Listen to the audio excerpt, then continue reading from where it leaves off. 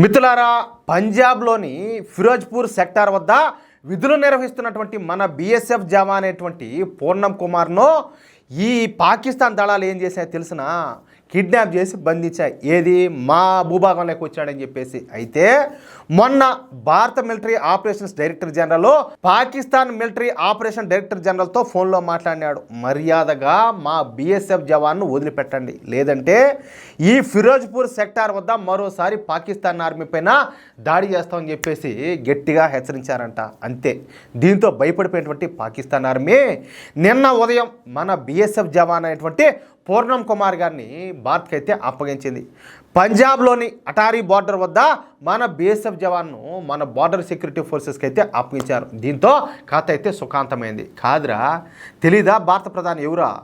అంత ధైర్యం యాడిచి వచ్చింది మీకు మా వాళ్ళని బంధించేదానికి? డిక్కీలు బయలుపోతారు మర్యాద ఉండకపోతేనో అది.